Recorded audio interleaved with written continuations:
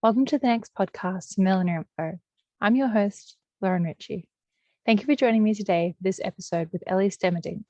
Elly is the owner and editor-in-chief of the Hat magazine, editor-in-chief of Hatlines, president of the Dutch Hat Association, and a skilled milliner, graphic designer, and photographer. I have the honor of working with Elly as a contributor of the Hat magazine and Hatlines. I hope you enjoyed this chat with Elly as we bring you a behind-the-scenes look at these print publications. Thank you to our wonderful podcast sponsors for making this episode possible. Be Unique Millinery, House of Adorn, The Essential Hat, That Millinery, Hatter's Millinery Supplies, Lifted Millinery, Hat Academy, Hats by Lico, HatMags, Marie D'Antoni Millinery, Louise McDonald Milliner, and the Millinery Association of Australia. You can find a link to each of these businesses in our show notes, either in your podcast app or through our website. If you've been enjoying listening to this podcast series, I invite you to show your support through becoming a Patreon. There are 2 tiers available, either a podcast sponsor or a supporter. You can find out more and sign up at www.patreon.com/Millinery.Info. I hope you enjoyed this episode with Elly.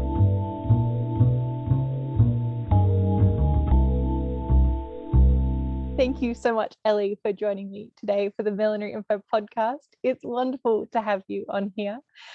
We know each other quite well, getting to work together for the Hat magazine and Hatlines, but I thought it'd be wonderful to have you on here to share with our audience about your work that you do. So thank you so much for joining me. Oh, thank you for inviting me. I'm very happy to be here with you. The question I like to always start with is, how did you first become involved with millinery? Yeah, well, I think that needs a bit of introduction of where I started. I've always designed and made things because I was trained as a tailor at the College of Fashion and used to make most of my clothes myself for a couple of years until I started to do other stuff and you don't have time for that anymore. I started as a buying assistant for a wholesaler after I finished my education, and a wholesaler in fashion accessories.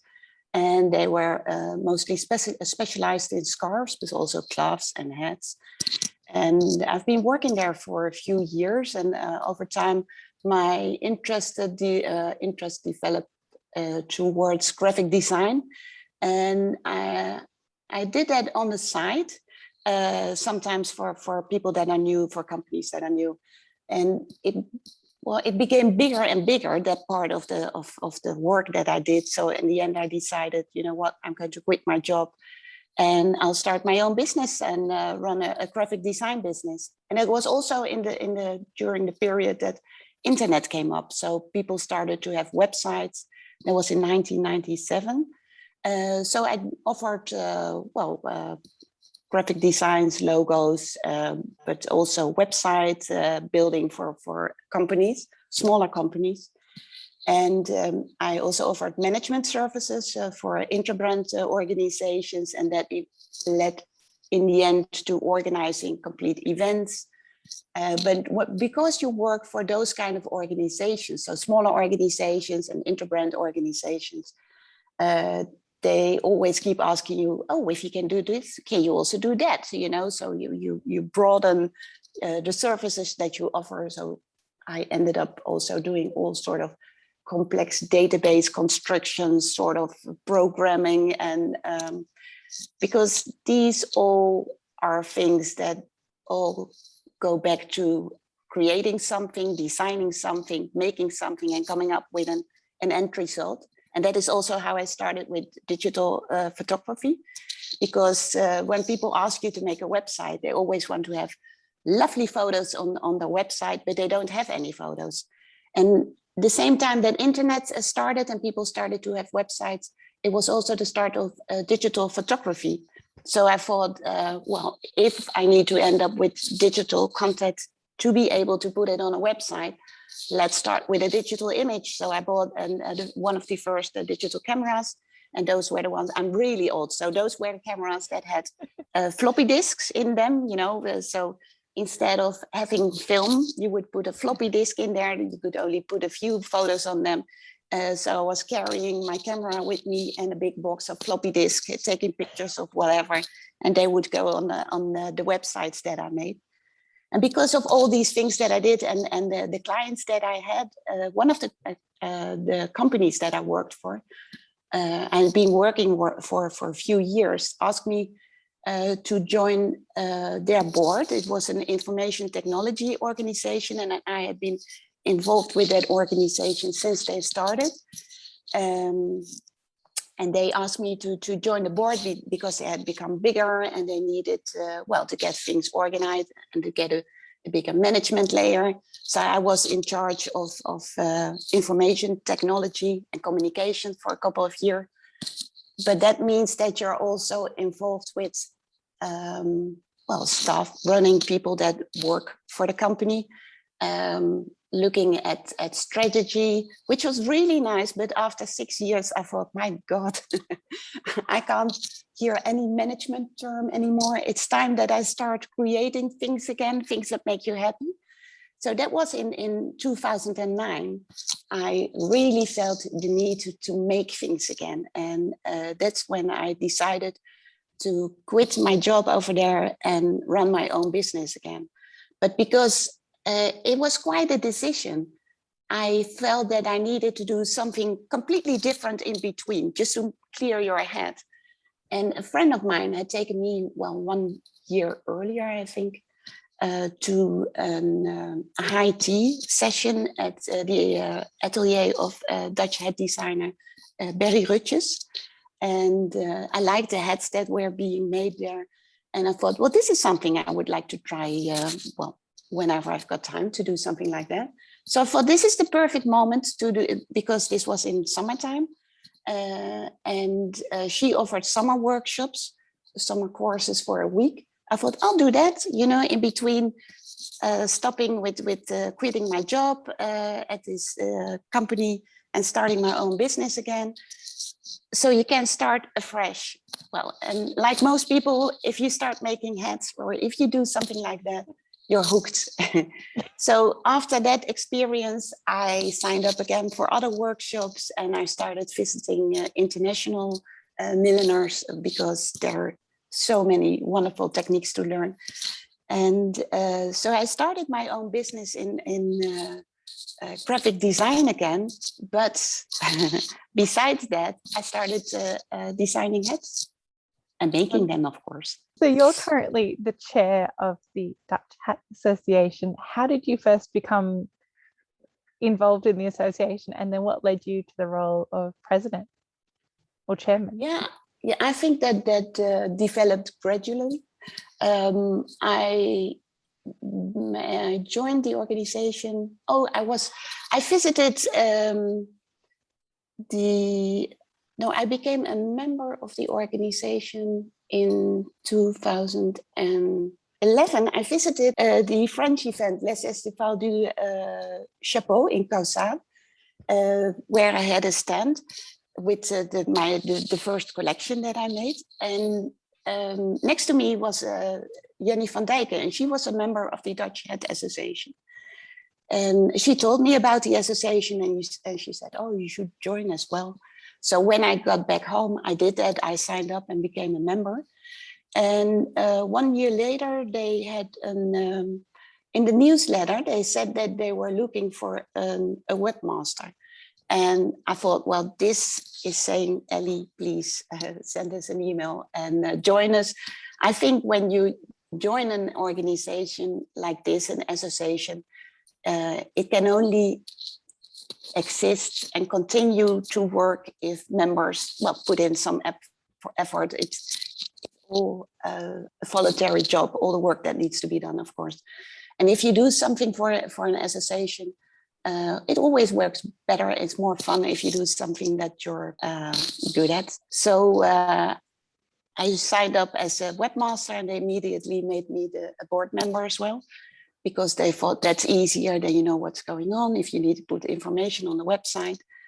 And I guess that I've stayed a board member since that period. In 2013, I got involved with the magazine that the association made, and that was called, then it was only published in Dutch. It was called Hoede News, which means hat news. So I got involved with that. Other people were making that, but I had some tips about, but they would ask me about the resolution of images and if I could take a look at some pages, if they had some questions about that. And then in 2015, the people who were running it, there were students, a few daughters of the members that were in charge at that moment, and they were busy with other stuff. So I ended up all of a sudden being the only one still involved with the magazine. And there were a couple of reasons that we thought, okay, let's publish a few of the issues, 2 issues in English. So when I went to Causade again, to Les Estivales du Chapeau, we gave them to people visiting the event. We also sent a few magazines to people in the hat industry that we thought, well, that's interesting to let them know what is going on in the Netherlands. And people responded very positively to having a magazine, a printed magazine about hats. And it made me think, okay, maybe we should continue making a magazine in English.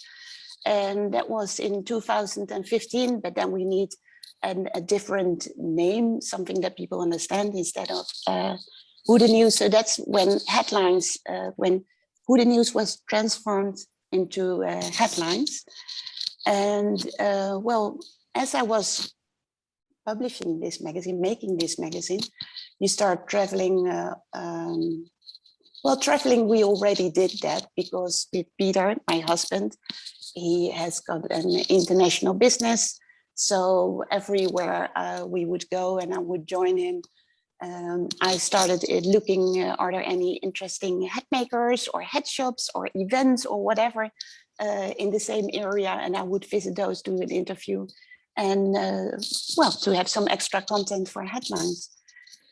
And this way, I was presenting the organization, the Dutch Hat Association, I think already, in a lot of ways, because I always talked about the Hat Association. So at some point I thought I'm already representing the organization everywhere I go. So, and we are without a chair at the moment, so why not make it official? Although I not necessarily need to be the person in front.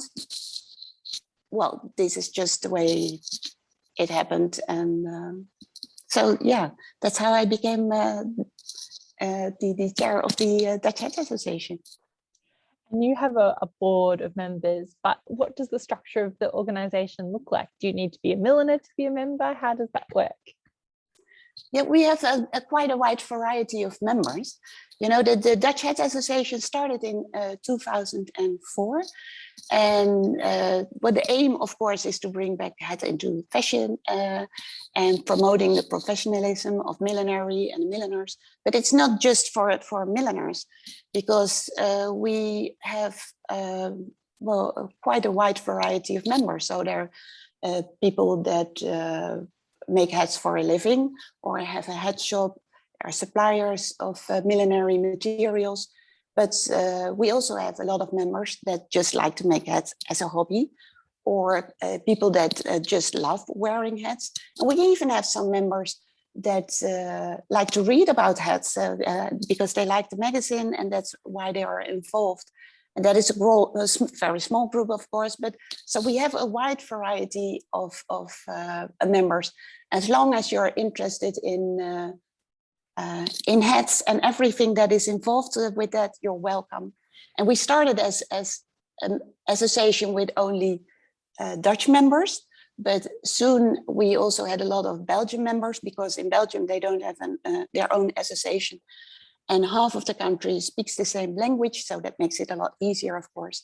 But since we started with Hatlines, the English version of our magazine, since that moment, we have a lot of international members as well, even a lot in Australia, I have to say. Yes. It's very popular, and people are members of both the Australian and the Dutch Association. It's a great network to be part of. Yeah. And you were publishing Hatlines, but a couple of years ago, you became the editor-in-chief of the Hat magazine. Could you share a little bit about how that came about? Yeah, that was I was as surprised as everybody else that happened, I think. I received at the beginning of 2017 an email from the previous owner, Carol Danford, who asked whether I would be interested in taking over the Hat magazine.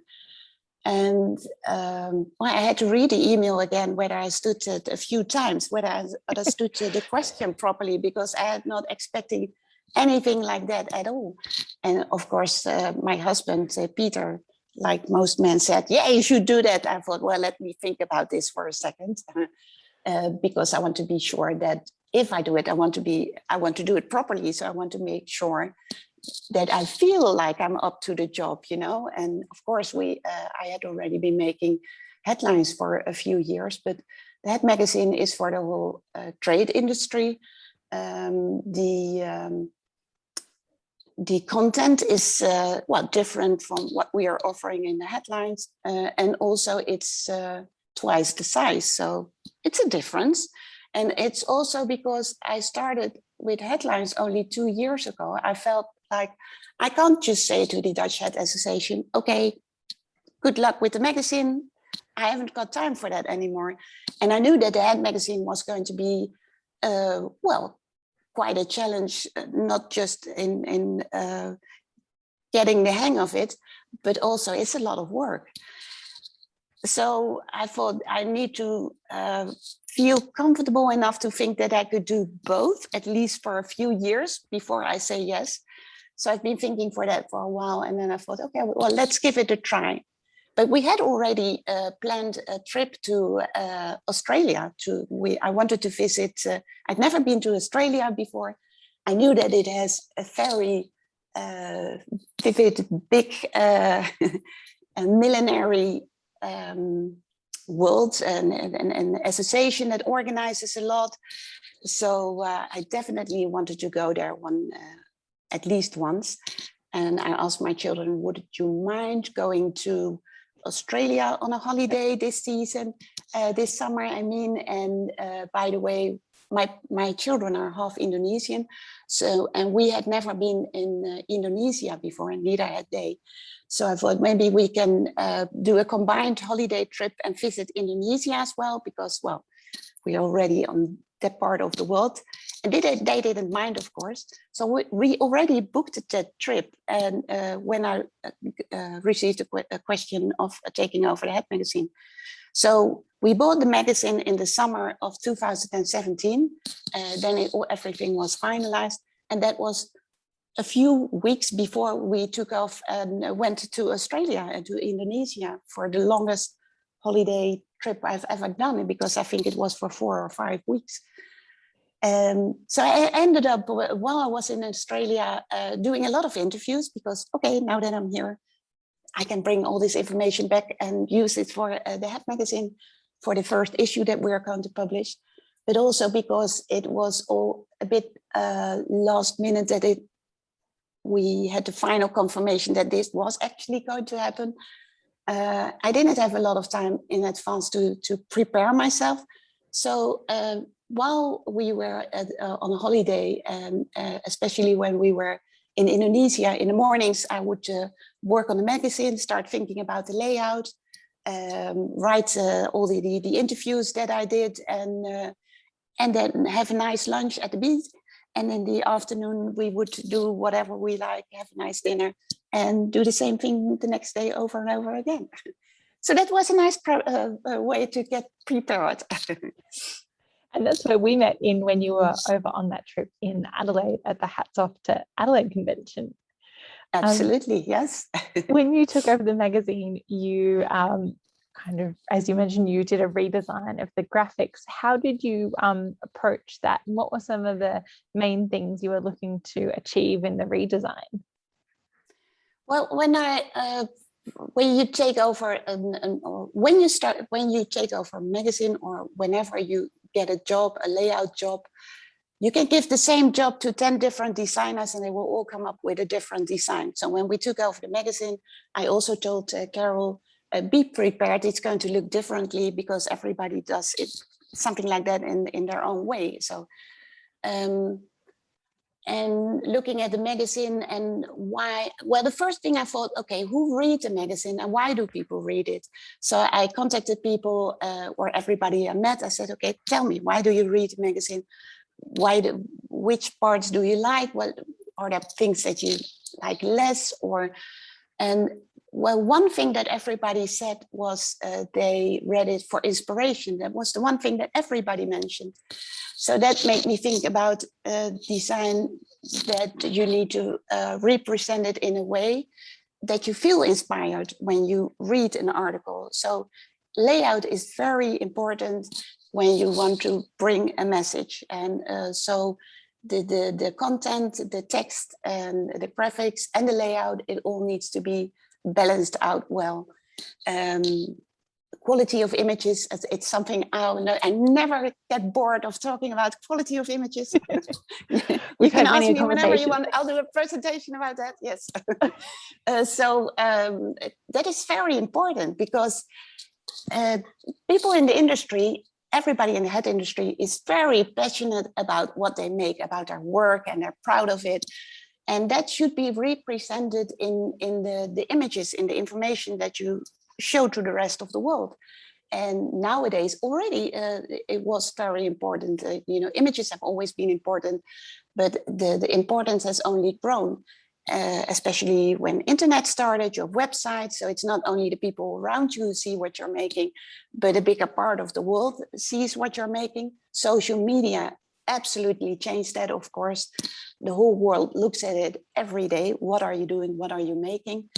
And if you made something incredible and you take a picture of that and you don't show it well, people don't see that. And also, if the images that you take lack quality, it doesn't do justice to the beautiful design that you made.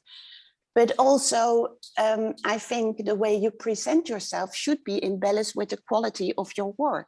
It enhances both. It makes everything better. It looks better and people understand your message better. And this was something that I had in mind when talking about the layout of the magazine. So we need good quality images. We need a clear layout. And then it comes to personal taste, of course. So like I said, if I would give the job to somebody else and they would need to do the layout, they would come up maybe with something completely different. No, they would come up with something completely different. And the layout of the first issue I did myself because I did, at the moment I didn't have an opportunity to organize it in another way. But I already had somebody in mind that I wanted to hand over the biggest part of the layout of the magazine because I had worked with her before. And that is Suzanne from Shubalu. And we have a similar kind of aesthetic when it comes to design. So I still do a few specific parts of the magazine, the layout for that I do myself. And she does all the articles and the interviews and she does a brilliant job with that. But it matches perfectly. So very happy with that. And this is one of the things that I like. I like to work with other people. I like to work together because I think working together makes everything better. And it's something that I enjoy because you can do brainstorms with each other. You get feedback from each other. But just by talking to each other, you inspire each other. You get a lot of ideas. And well, we know each other very well. Like you said in the introduction, Lauren. And we met for the first time, like you mentioned, in Adelaide in 2017. And I think it was 1 year later or when we met again in London. Time is passing by, but yes, I think it was 2018. Yes, in London. Yes, that was in London at London Craft Week. And there was a beautiful exhibition organized by Rachel Trevor Morgan, by Edwina Ibbotson and Noel Stewart. And they had an opening evening, and that's where I saw you again. That was great.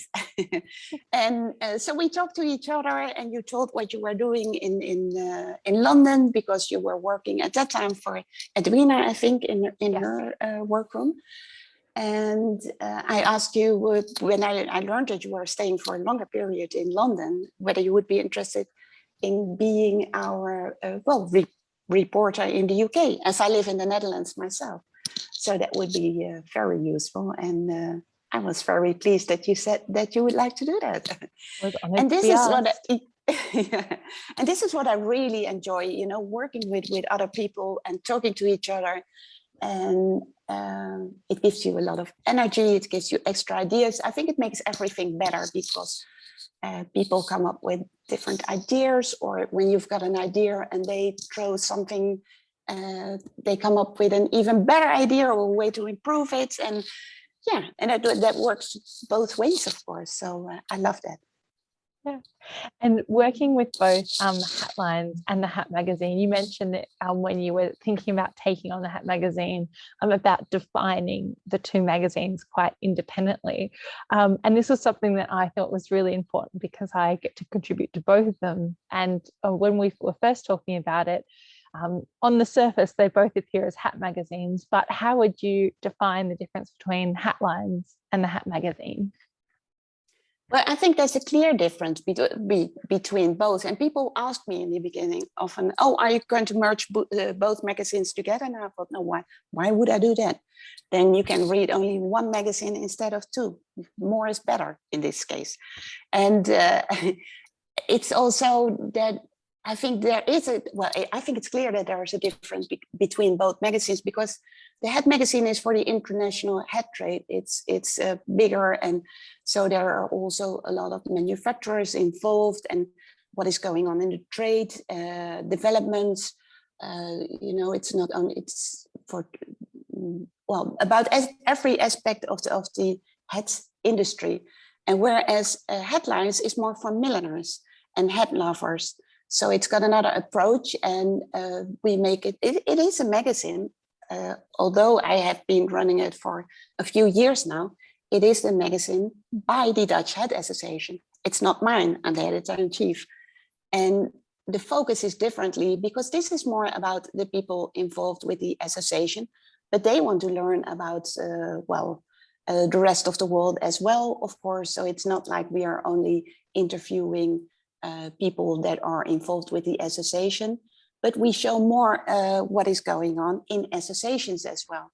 And I also love to include other associations and members of other associations and events that other associations are organizing, just to make them more visible. And I think, well, as you know, as the president of the Millinery Association in Australia, it is a voluntary job and it's run by volunteers. Everything needs to be done on a small budget. That is quite a challenge every now and then. So whenever you can support each other and help each other with things, we should do that. And planning the two magazines, what is your process for the content of the magazine?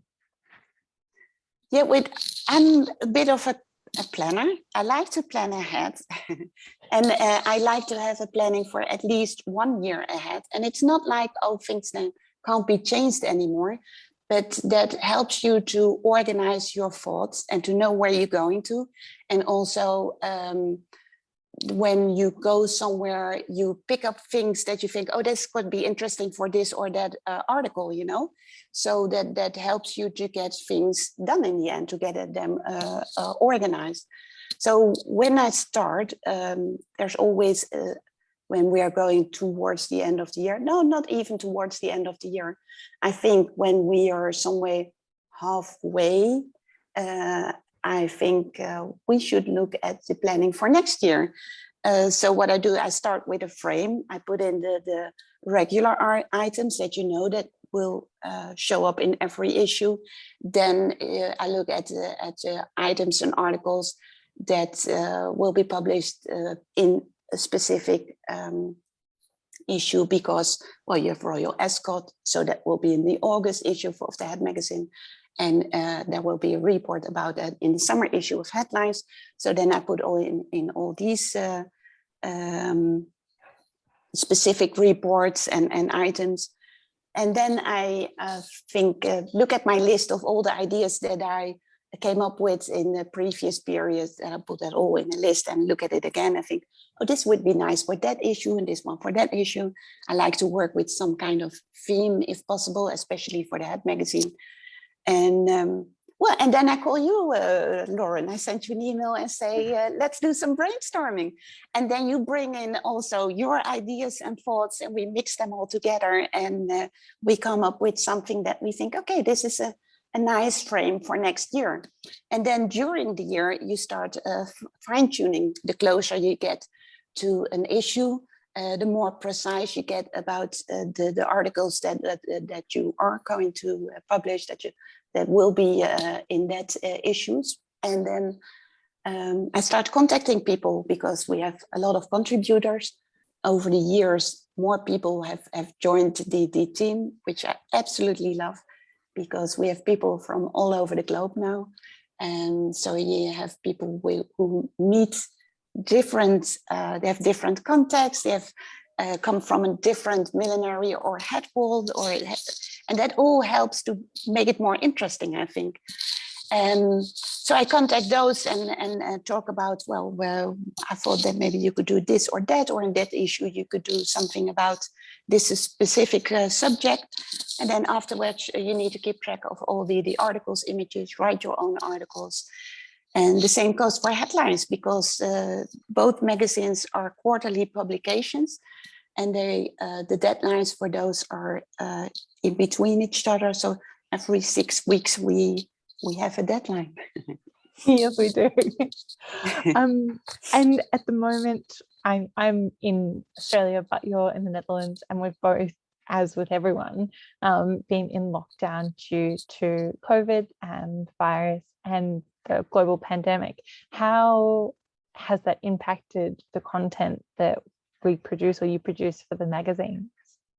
Well, I have had a few nightmares. At the moment that the first lockdown was announced, I looked at my planning, and the lockdown was announced, well, that was not that bad at that moment, but the moment that the first events were cancelled, and meant no more especially for the Hat magazine, no more trade shows, no more big Hat events. So Royal Ascot, for example, couldn't have any visitors. I looked at my beautiful planning for a whole year ahead, and I thought, oh my God, the first upcoming issue.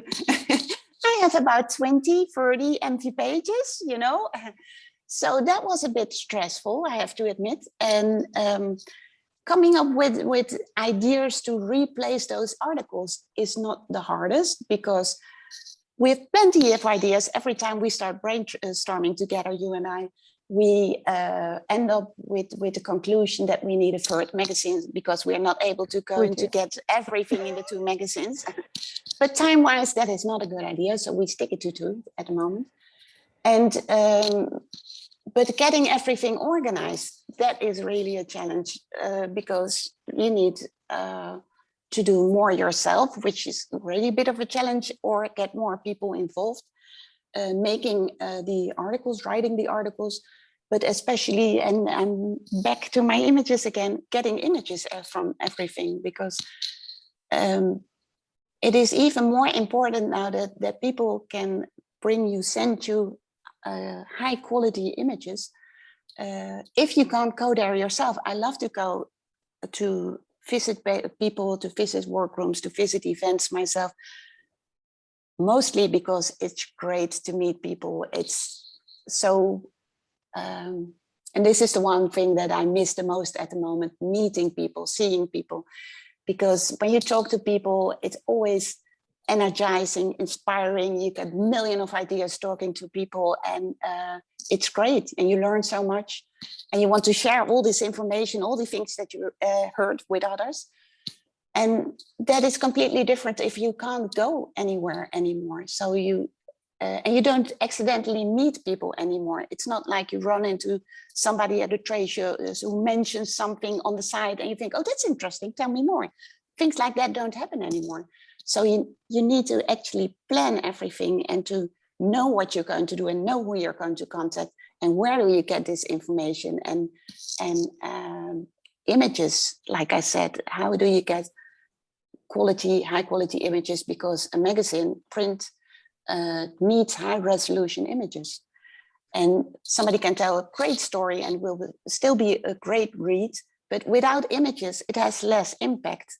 So that was quite a challenge. And also with the trade shows, normally I would visit a few trade shows, take photos, talk to people, and I would put together a report.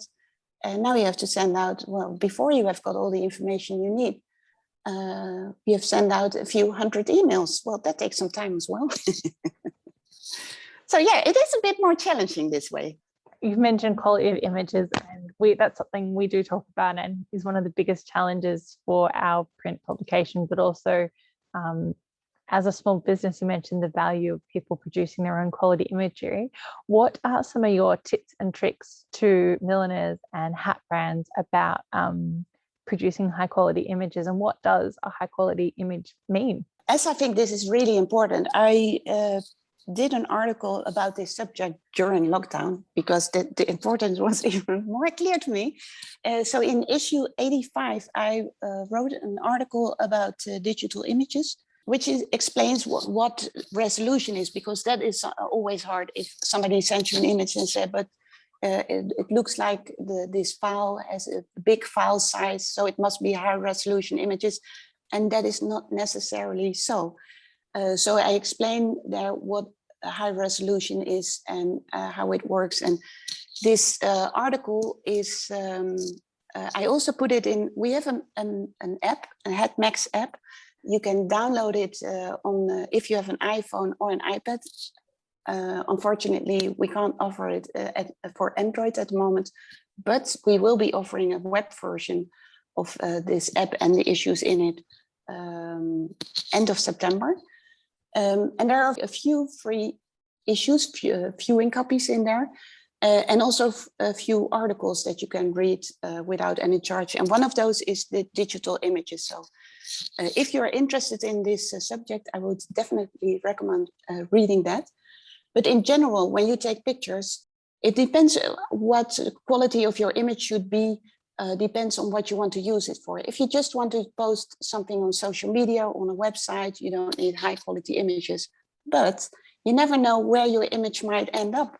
If you take, if you've got a great image and you've taken it in a lower resolution or with a poor quality camera, and you can't use it in the end, more people are interested in it, or it shows a great example of what you're doing, you won't be able to use it for other purposes. You know, it can't be printed anywhere, for example. So I would always advise to take a picture in the highest resolution that is possible for you. I don't mean that you should have all your photos or all your designs should be taken by a professional photographer. And nowadays, despite the fact that you should have enough budget for that, which is not the case for everybody, of course. But also, well, during this pandemic, it showed that it's not possible to go anywhere or have things organized in a way that you would like. So it is nice if you do things yourself. So consider buying a camera, you know, and that has a quality that is good enough. You don't need to buy a high-end camera, but that is good enough to take some pictures yourself that you can use in different ways. And you don't need a complete photo studio. It's very easy to set up a space somewhere. You can even just tape a white paper to your wall and put a small table in front of it with a mannequin on it, put the hat on top and take a picture of that way, and it can look great. The main thing is that you have to consider is light. You should always take a photo with the best light conditions possible. So that means take a photo if you do it at home during daytime next to a window. It doesn't mean that you should have straight sunlight on your subject, but you should have light. That is very important. And nowadays, I wouldn't advise to use your phone, but nowadays the cameras on phones are getting better. So they are useful in some situations to use, or you don't always have a camera with it. So use your phone to take photos, but keep those things in mind that you should have enough light.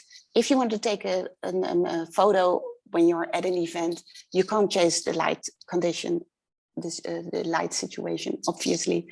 But if possible, and you see somebody or somebody wearing your hat, ask the person, can you stand over here? And then take a picture, for example. That really helps. And and if you at home, you want to take pictures and you haven't got perfect light conditions, you could always consider buying like a LED light. If you look on a website for photography equipment, you can find a sort of a LED light. So it's not a flashlight. It's just a light that you can turn on, and you can change the color of the light, and you can also turn it up and down, so you have more or less light coming from it. And they are in between 100 and 200 euros. It could be worth the investment if you want to take proper photos. Or instead, if you have an ordinary light at home and you can change the light bulb to daylight bulb, that also can be very useful and to take photos. Also, when you take a photo, don't put the light source straight on your mannequin or your model, and then you've got these big sharp shadows behind you. That doesn't look nice as well. You can direct the light towards the wall next to the model you're photographing, or to the ceiling, for example. So you have indirect light that always gives a nicer, smoother result, and not with the sharp edged shadows. And also always look at the background, because you have to decide about what your subject is. So if you want to take a picture of a scene, you want, well, most of the information in your photo to be in focus. But if you want to take a picture of your head standing out in a crowd or somewhere, then that should be the focus of your photo. So, and then you need to work with depth of field, so that you only want to have your model, your head in focus, and the background fade away. And that means that you have to change an aperture when you're taking a picture. And wide aperture means that you have a wide lens opening, and that creates this effect where you have a sharp, crisp image of your head and a faded background, which is lovely and well, gives a really brilliant result. Also, always take a look at the background and see whether there are any trees growing out of the head of the person you're photographing. What is in the background? Yeah, because that makes things look a bit silly, and that the background is not too crowded if you want to be able to see the actual design of the head. So these are just a few tips. Number one passion project next to hats right there. Absolutely. So you're based in The Hague in the Netherlands. What is your studio space like? Do you make hats from it? Do you produce the hat magazine there? Tell us about your working spaces. Yeah, I do all of that. So I have a beautiful space at the moment. In the previous house where I lived, when I bought it, I didn't know that I was going to make hats, or I wasn't looking for a space for myself where I could actually do whatever. So I ended up there in a small room that hadn't been used at first for anything, because the previous owners planned to make a shower in there, and they hadn't done that. So it was sort of still waiting for some attention to be turned into whatever. And this was 1.5 meter by 1.5 meter. So when I started sewing again and making hats, I thought, ooh, this could be my workspace. And it was really small. So I managed to squeeze a table that was 1.5 meters wide into it. I bought it at IKEA. So you put it together and you think, so this is nice, it's going to fit exactly. But I had forgotten that on the floor or on the wall, you have the plinths. So the legs, they were also 1.5 centimeter wide, and I had to push them in, squeeze the table in between the walls to be able to fit that. It was that tight, but that was a nice space. When I moved to this space, we are here now since 2013.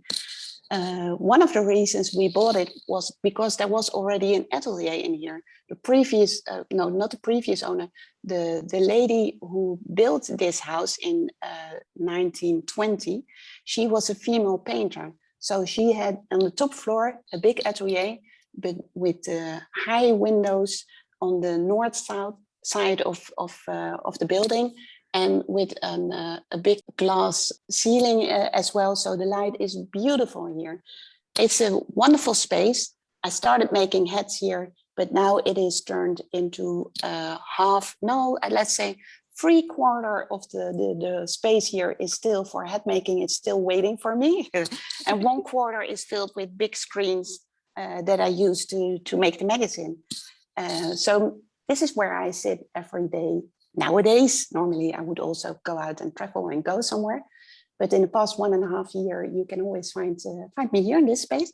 And when we took over the Hat magazine, somebody said to me, so that was the last hat you made? You won't be able to make hats anymore as long as you're running the magazine? And I thought, that is not going to happen. So I kept that in mind, and I thought, I love making things. I should make sure that I can still make some hats every now and then. Not, of course, for others, but well, let's start with me. I thought that's not such a high goal, but that has been quite challenging in the past few years, because running the Hat magazine and Hatlines, and in between, for some reason, I thought it was also a good idea to help Marianne Jonkind produce her book Het Couture. That has been quite challenging. So it meant that I didn't really have time to make anything at all, even for myself. And this summer I felt, okay, this is not good. I had the same feeling like I had, when I worked for this other company. Not that I don't like the work anymore, that I do. I love what I'm doing, especially because all the things that I've learned over the years, my previous career, everything comes together in producing this magazine. So I absolutely love it, but I want to make things again. So 1.5 months ago, of course, when we went to Royal Ascot, we had to go in quarantine for 5 days in advance, because we live in the Netherlands. If you travel to the UK, you can't just enter the country without being tested a lot. And having stayed away for 5 days from the rest of the people, to make sure that you're not bringing any new variety of the COVID virus into the country. And during that period, I needed to do something. So I thought, you know what, I bring a block with me, and a bandeau block that I bought 4 years ago from Karen Mosh Brown. And I started making bandeaus. I've made so many since then. I love making things again. That's wonderful. And you mentioned in the book with Marianne, how did this come about? Because that turned into quite an amazing project. Marianne, she had been talking. I had to visit her space a few times, because she does workshops and courses, but she doesn't teach. She doesn't do a workshop on a specific subject. She just offers spaces in her workplace, so people can come over, sign up for a space, and say, I want to make this or that. And I used to come over to her at first because I wanted to learn straw stitching with a straw stitching machine. I bought a machine and I love doing that. And after that, I kept coming because I liked meeting other people there. And she once mentioned that she wanted to write a book about millinery techniques, because she said, well, I'm getting a bit older and I'm afraid that otherwise my knowledge might get lost. But yeah, well, it was sort of a dream. And how do you organize that? I said, I know how to organize something like that. So if you need any help, and if you actually want to do it, let me know. I will help you. So that's how it started. So at some point, she called me and said, well, I think it's about time. I'm ready to do the book. And that's how we started. That's fantastic. And we did do, there's a Millinery.Info podcast with Marianne where she shares a bit more about the process of the book. So if anyone's interested in hearing a bit more about that, I think that was a couple of episodes ago now, but click back through the feed and you'll find our interview with Marianne where she talks about that process more. It's been so wonderful to talk to you, Elly, about Hatlines and Hat Magazine. What are some upcoming articles that you're looking forward to sharing in the magazines? Well, as I just mentioned, we did manage to get into Royal Ascot this year, and that was, well, it has been unsure for quite a long time we knew, of course, that the event would be organized, the races would go on, but whether it would be possible to have visitors was unsure for quite a long time. So the moment it was announced, we thought, we have to apply for a press card. And luckily we did get that. So it was great to be there. And we have a full report in the magazine about Royal Ascot again, about the hats of Royal Ascot, of course, in the upcoming August issue. And I'm really pleased with that because, well, last year there wasn't any report. And that doesn't feel right. You can't, I mean, it's one of the main hat events for the Hat magazine. When you talk about hat events, I'm really glad that it did go on with visitors and that we did manage to get in. So I'm looking forward to seeing that in print myself. One of the other things that I'm very pleased about is that after a lot of preparation, that we will finally be able to offer the magazine end of September, also as a web version. So now we offer all the subscribers to the print version. They have access to the iPad version as well. So you can read it on the magazine that go with your subscription. You can read those issues on your iPad or your iPhone as well. But end of September, we expect to be able to offer a web version as well, which means that if you don't have an iPhone or an iPad, you can also read it online if you have a subscription, or you can sign up for an online subscription without having an iPad or an iPhone. So yeah, it took a while, but I'm very pleased with that. That's so exciting. And I have to say, when I see you, I know the release dates, but I also pull out my iPad on the day that it's released. But there's also nothing like receiving the printed version in the post. So I'm a fan of both. I agree. If I want to look something, if I'm somewhere and I want to show somebody something or talk about the magazine, I think, oh, pity I didn't bring it with me. And then I think, but I did.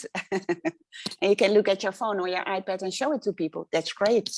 And also, when you look at it on your iPad, you can zoom in on details, which is great as well. Thank you so much for joining me today, Elly, to talk hats. It's been fantastic to hear about all your projects, and we'll look forward to seeing the next issue of Hatlines and the Hat magazine out soon. Well, it was wonderful to speak to you again, Lauren, and I look forward to our next contact.